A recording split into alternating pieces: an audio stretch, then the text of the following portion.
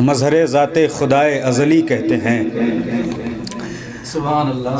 مولانا عامر نچوی صاحب کا استقبال کر رہا ہوں ان 4 مصروں کے ساتھ کہ مظہر ذات خدائے ازلی کہتے ہیں، اس کو احمد کا وسیع حق کا ولی کہتے ہیں، ذات عقل بشریت سے پرے ہو جس کی، ہم اسی ذات گرامی کو ولی کہتے ہیں۔ ان 4 مصروں کے ساتھ گزارش گزار ہوں عالی جناب مولانا عامر نچوی صاحب قبلہ کی خدمت میں کہ وہ رونق افروز ممبر ہوں۔ بر محمد و آل محمد صلوات۔ اللهم صل على محمد وآل محمد وعجل فرجه۔ بسم الله بسم الله۔ اعوذ باللہ من الشیطان اللعین الرجیم، بسم اللہ الرحمن الرحیم۔ الحمد للہ رب العالمین بارئ الخلائق اجمعین، الذی لا یبلغ مدحتہ القائلون ولا یحصی نعماءہ العادون ولا يعدي حقه المجتهدون، الذي لا ند له ولا مد له ولا مثل له ولا مثال له، الذي لم يلد ولم يولد ولم يكن له كفوا أحد، والصلاة والسلام على سيدنا ومولانا وحبيب قلوبنا وطبيب نفوسنا أبي الزهراء محمد، اللهم صل على محمد وآل محمد وعجل، والصلاة والسلام على آلہ الطیبین الطاہرین المعصومین المنتجبین، ولعنۃ الدائمۃ العبدیۃ علی اعدائہم واعداء اللہ من یوم عداوتہم الی یوم لقاء اللہ، اما بعد فقال اللہ سبحانہ وتعالی فی محکم کتابہ، بسم اللہ الرحمن الرحیم، واعتصموا بحبل اللہ جمیعا ولا تفرقوا۔ بآواز بلند صلوات پڑھ لیں۔ اللهم صل على محمد وآل محمد۔ سب سے پہلے تو اساتذہ محترم کی خدمت میں، آپ تمام برادران کی خدمت میں اس عید مبارک اور عید اللہ الاکبر، عید غدیر کے موقع پر مبارکباد پیش کرتا ہوں، اور امام زمانہ صلوات اللہ علیہ و روح لہ الفدا کی خدمت میں ہدیہ تبریک پیش کرتا ہوں۔ پروردگار انشاءاللہ ہمیں اپنی پوری قوت اور طاقت کے ساتھ غدیری بننے، اس پر عمل کرنے اور اس غدیر کو پھیلانے کی توفیق عنایت فرمائے۔ میں زیادہ زیر زحمت نہیں دوں گا، ایک قرآن کی آیت کا حصہ مختصر آپ کی خدمت میں تلاوت فرمایا، میں صرف اس کا ترجمہ تھوڑا سا 1-2 نکات گزارشات آپ کی خدمت میں اور آپ کی زحمت کو تمام کرتا ہوں، قبلہ صاحب کو ٹائم دیتا ہوں۔ جس آیت کا پڑھنے کا میں نے شرف حاصل کیا، پروردگار عالم ارشاد فرما رہا ہے وَاعْتَصِمُوا بِحَبْلِ اللَّهِ جَمِيعًا وَلَا تَفَرَّقُوا۔ یہ بات ہمارے اندر واضح ہے، فریقین کتابوں میں لکھی گئی کہ جب بھی کوئی آیت پیغمبر گرامی اکرم پر پروردگار عالم کی طرف سے جبرائیل لے کر کے آئے ہیں تو ہر آیت کو پیغمبر اکرم نے اپنے اصحاب کے مجمع میں بیان فرمایا ہے، نہ کہ صرف اس کو تلاوت کیا بلکہ اس کا ترجمہ، اس کا مفہوم، حتیٰ کہ ان کو سمجھا کر بتاتے رہے کہ یہ وہ حصہ قرآن کا ہے کہ جو جبرائیل اللہ کی طرف سے مجھ پر لے کر کے آئے ہیں۔ تفسیر المیزان میں علامہ محمد حسین طباطبائی مرحوم نے لکھا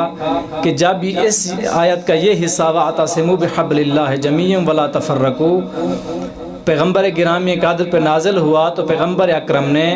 اپنے اصحاب کے مجمع میں اس آیت کے حصے کو پڑھ کے اس کا مصداق اور مفہوم سمجھایا۔ جب پیغمبر اکرم اپنی اس خطبے کی، اپنی اس گفتگو کے آخر میں پہنچے تھے، یا ایک انسان جو اعرابی تھا، ان پڑھ تھا، جاہل تھا ظاہراً، وہ داخل ہوا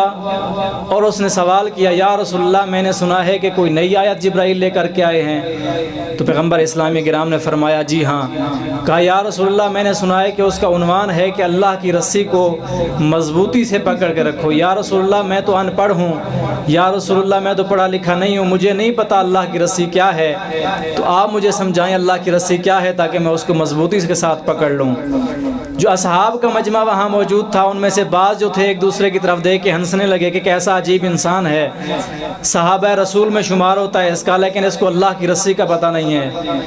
ایک دوسرے کو کہنے لگے اس کو اللہ کی رسی کا پتہ نہیں ہے، عمل بالمعروف اور نہی عن المنکر ہی تو اللہ کی رسی ہے، اطاعت رسول ہی تو اللہ کی رسی ہے، اطاعت خدا ہی تو اللہ کی رسی ہے، اس کو اللہ کی رسی کا نہیں پتہ۔ لیکن جیسے اس سائل نے سوال کیا تھا کہ مجھے بتائیے اللہ کی رسی کیا ہے جس کو میں پکڑ لوں، ویسا ہی پیغمبر ختمی مرتبت نے جواب ارشاد فرمایا انظروا الی ھذا الرجل فانه حبل اللہ، اس آتے ہوئے شخص کو دیکھو یہی اللہ کی رسی ہے۔ وہ عربی کہتا ہے میں نے پلٹ کے دیکھا تو مولا متقیان علی ابن ابی طالب تشریف لا رہے تھے۔ آواز بلند صلوات اللہم صلی علی محمد آل محمد۔ جلدی سے عربی بھاگ کر کے جاتا ہے، امیر المومنین کو پکڑ کے دونوں ہاتھوں میں آسمان کی طرف دیکھ کے کہتا ہے پروردگار تو گواہ رہنا، انی اعتصمت بحبلک، پروردگار میں نے تیری رسی کو مضبوطی سے پکڑ لیا ہے۔ روایت یہ کہتی ہے، محمد حسین طباطبائی مرحوم نے لکھا ہے تفسیر میزان کے اندر کہ اس عربی کی الفاظ جیسے ہی ختم ہوئے پیغمبر ختمی مرتبت نے فرمایا من اراد ان ینظر رجل من اہل الجنہ فلینظر الی ھذا الرجل، جو شخص یہ چاہتا ہے کہ ابھی اسی محفل کے اندر کسی جنتی کو دیکھنا چاہے تو اس انسان کو دیکھے جس نے علی کو پکڑ رکھا ہے۔ اور اس کے بعد ایک اور جملہ ارشاد فرمایا پیغمبر نے، فرمایا جب بھی کہیں بھی یہ انسان کہ جس نے آج میری اطاعت کے لیے علی ابن ابی طالب کو پکڑا ہوا ہے، تھاما ہوا ہے، گلے لگایا ہوا ہے، جب بھی یہ کبھی بھی کسی کے لیے دعائے خیر کرے گا تو اللہ اس کی دعا کو رد نہیں کرے گا۔ اگلے اس واقعے کے حصے کو بھی مرحوم نے تفسیر المیزان میں لکھا ہے کہ خلیفہ ثانی کا زمانہ ہے، تو خلیفہ ثانی نے کہا کہ وہ شخص کہاں ہے کہ جس کے بارے میں پیغمبر اکرم نے فرمایا تھا کہ اگر وہ کسی کے لیے دعا کرتا ہے تو پروردگار اس کی دعا کو رد نہیں کرے گا۔ لوگوں نے بتایا کہ فلاں دیہات میں آج کل وہ جانوروں کا کاروبار کرتا ہے، جانور چلاتا ہے، تو کہا گیا کہ اس کو بلا کے لایا جائے۔ جب اس کو لایا گیا تو خلیفہ ثانی نے درخواست کی اس کے سامنے کہ میں یہ چاہتا ہوں کہ آپ میری عاقبت بخیر کے لیے دعا قول رسول اکرم کیونکہ رد نہیں ہوتی تو آپ میرے لیے دعا کریں۔ تو اس نے یہ الفاظ کہے خلیفہ ثانی کو دیکھتے ہوئے، کہا کہ اگر جس رسی کو میں نے رسول اللہ کے کہنے پہ تھاما تھا، اگر اس اللہ کی رسی کو تم بھی تھامتے ہو تو میں دعا کرتا ہوں کہ تمہاری عاقبت خیر ہو، اور اگر اس اللہ کی رسی کو کہ جس کا رسول نے حکم دیا تھا اس سے تم نے منہ موڑا ہے تو تمہاری نہ عاقبت بخیر ہو سکتی ہے اور نہ ہی کسی کی دعا تمہارے حق میں قبول ہو سکتی ہے۔ ایک آخری نقطہ اور آپ کی زحمت کو تمام کرتا ہوں، اور وہ یہ ہے کہ بعض ہمارے افراد معاشرے کے اندر ایسے ہیں جو اس بات کو اٹھاتے ہیں کہ ایک طرف سے ولایت امیر المومنین کو آپ اعلان کرتے ہیں، دوسری طرف سے وہ کیونکہ خلافت کا اعلان کرتے ہیں اور اپنے انداز میں خلافت کا اور اپنے روش کی خلافت کا، کیونکہ غدیر کا دن ہے میں چاہتا ہوں کہ یہ جملہ آپ کی خدمت میں عرض کر دوں۔ تو اللہ کے بندے ذرا غور کریں کہ ولایت کب شروع ہوئی، اس کی کیفیت کیا تھی، اس کی وضعیت کیا تھی، جب خلافت شروع ہوئی ہے اس کی کیفیت کیا تھی، اس کی وضعیت کیا تھی، خلافت کس کے زمانے میں شروع ہوئی ہے، اس کو شروع کرنے والا کون ہے، کون کون موجود تھا، کیوں شروع کی گئی، پھر دیکھیں ولایت کیسے شروع ہوئی، شروع کس نے کی ہے، اسباب کیا ہیں اس کے۔ سب سے پہلی بات تو یہ ہے کہ ولایت علی ابن ابی طالب کا اعلان پیغمبر نے کیا نہیں، پیغمبر سے کروایا گیا ہے۔ پیغمبر نے اپنی خواہش کے تحت علی کو امام نہیں بنایا، یہ اللہ کی مرضی تھی، یہ اللہ کا حکم تھا پیغمبر پر کہ علی کی ولایت کا اعلان کرو۔ سقیفہ میں کس نے آرڈر کیا ہے کہ آپ آ کے خلیفہ بنائیں؟ کسی نے کوئی اعلان نہیں کیا، اپنی خواہش پہ آئے ہو، اپنے نفس کو سامنے لائے ہو، تمہاری اپنی خواہش تھی۔ دوسری بات، جب پیغمبر اکرم نے اعلان فرمایا ہے کہیں کمرے میں چھپ کے نہیں، کہیں مسجد میں چھپ کے نہیں، چند افراد کے درمیان میں علی کی ولایت کا اعلان نہیں ہوا۔ آج بھی تاریخ گواہ ہے کہ 1.25 لاکھ کا مجمع تھا. پیغمبر نے جب خطبہ کمپلیٹ کر لیا تو اس کے بعد جب اقرار لے لیا ان سے اور انہوں نے کہا کہ آپ ہمارے اوپر, ہمارے جسم پر آپ حق تصرف رکھتے ہیں, پیغمبر اسلام نے اس کے بعد جو اعلان کیا ہے 1.25 لاکھ کے مجمع نے دیکھا اور جا کے اس کی باقاعدہ تبلیغ کی اپنے ہاں کہ پیغمبر نے یہ اعلان کیا ہے. لیکن آپ بتائیں کہ جب آپ خلافت کا اعلان کروانے جا رہے تھے, خلافت بنانے جا رہے تھے, تو وہ کیا میدان میں ہوئی ہے, کسی چوک میں ہوئی ہے, کسی مسجد میں ہوئی, کہاں کرائی آپ نے؟